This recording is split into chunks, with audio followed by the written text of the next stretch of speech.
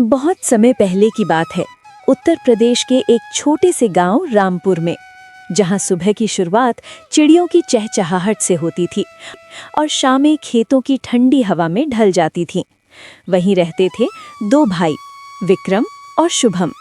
दोनों एक ही माँ की संतान, लेकिन स्वभाव बिल्कुल अलग-अलग। बड़े भाई को बड़ा आदमी बनने का शौक था, वहीं छोटे भाई सिद्ध सदा और ईमानदार आदमी था। मैं बड़ा आदमी बनकर दिखाऊंगा, जल्दी, बहुत जल्दी। धीरे धीरे ही सही, लेकिन ईमानदारी से बनना। उनके पिता धर्मपाल जी एक साधारण किसान थे, जिनके हाथों में मेहनत की लकीरें थीं और दिल में अपने बेटों के लिए सपने बनाने थे। अचानक एक दिन सब कुछ पलट गया और शुभम के पिता की मृत्यु हो गई। धर्मपाल जी, आंखें खोलिए। धर्मपाल जी, आंखें खोलिए। बाबा, हमें छोड़कर मत जाइए। आपके बिना मैं नहीं जी पाऊंगा बाबा। विक्रम चुप, अंदर से हिला हुआ था, लेकिन बाहर से मजबूत दिखने की कोशिश कर रहा था। अगले दिन घर में शोक का माहौल था। तभी माँ कांपते हुए बोलती है, अब तुम दोनों ही मेरा सहारा हो बेटा। एक दूसरे का हाथ कभी मत छोड़ना। माँ, मैं वादा करता हूँ कि भैया के साथ या आपके साथ मैं कभी नहीं छोड़ेंगे। अब मुझे ही कुछ बड़ा करना होगा।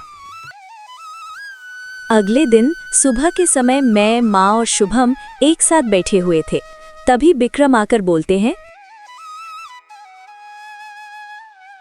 शुभम, मैंने सोच लिया है, जमीन बेच देते हैं। क्या भैया, ये आप क्या कह रहे हैं? हाँ, गांव में रहकर कुछ नहीं होगा। ये खेत हमें कभी अमीर नहीं बना सकते हैं। ये सिर्फ खेत नहीं है भैया, ये हमारे पिता की आखिरी निशानी है। इनमें उनकी मेहनत की खुशबू है। हम इसे नहीं बेच सकते हैं। शुभम के लिए वो मिट्टी माँ के आंचल जैसी थी। तू नहीं समझेगा बाबू, गरीबी में जीना तुझे अच्छा लगता है, लेकिन मुझे नहीं। भैया, मैं गरीबी में नहीं, सुख और शांति में जीता हूँ। ये वो पल था जहां से दोनों भाई की राहें अलग हो गईं। मत जाओ बेटा। माँ, मैं वापस आऊंगा, अमीर बनकर। भैया, आपने रास्ता बदल लिया, लेकिन मैं जड़ नहीं छोड़ सकता। तभी विक्रम वहां से चला जाता है। अब शुभम अकेला था, लेकिन टूटा नहीं था।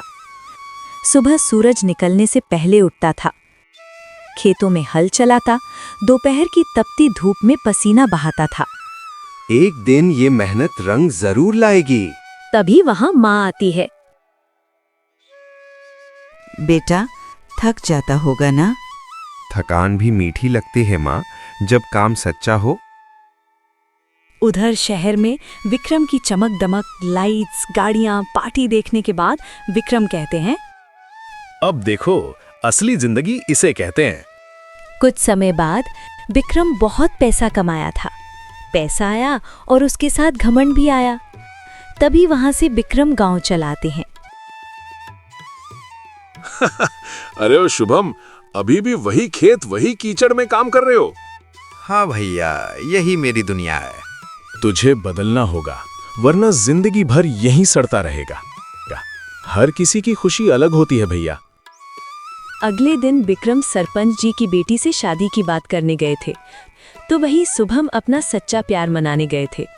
मुझे आपसे बहुत प्यार है, इसलिए मैं आपसे शादी करना चाहता हूँ।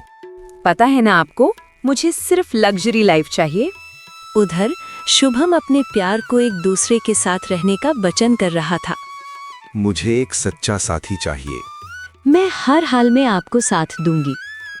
कुछ समय बाद विक्रम के हालात खराब चल रहा था। तब भी साथी उसे शुरुआत कुछ मांगते हैं। मुझे नए गहने चाहिए। अभी हालत ठीक नहीं है, मैं बाद में दिलवा दूंगी। तो मैं क्यों भुगतूं? तुम्हारे तो हालत खराब हो गया है, तो मैं यहाँ पे क्या करूँ? मैं यहाँ से जाती हूँ। तभी वहां से पिंकी चल जाती है। उसके बाद विक्रम को पता चलता है कि पैसे के साथ साथ उसके परिवार को भी छोड़ देता है। पिंकी सड़क पार आ जाती है। ये दिन भी देखना था हमें।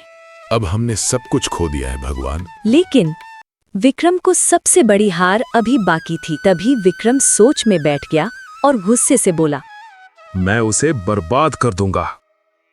इतना कहकर वो वहां से घर चला गया और गुस्से में घर और जमीन सब कुछ बेच दिया और बोला, अब सब कुछ मेरा हो गया। उतने में उधर से शुभम आया और बोला, भैया आपने ये क्या किया? मैं उसे बर्बाद कर दूंगा।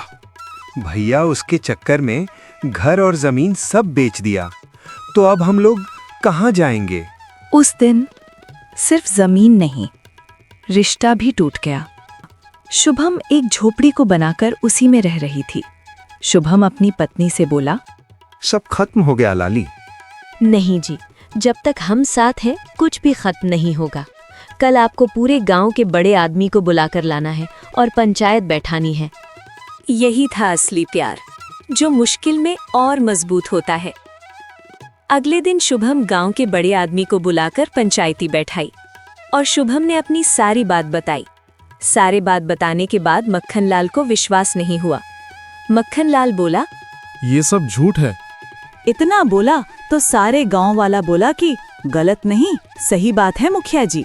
तब मुखिया जी बोले, विक्रम, तूने अपने भाई को धोखा दिया, ये गुनाह माफ नहीं किया जाएगा।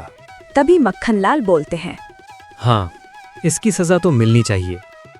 सारे गांव वालों ने मिलकर शुभम को कुछ जमीन दिलाने को बोला और विक्रम को गांव से निकाल दिया गया। विक्रम गांव से बाहर जाते हैं।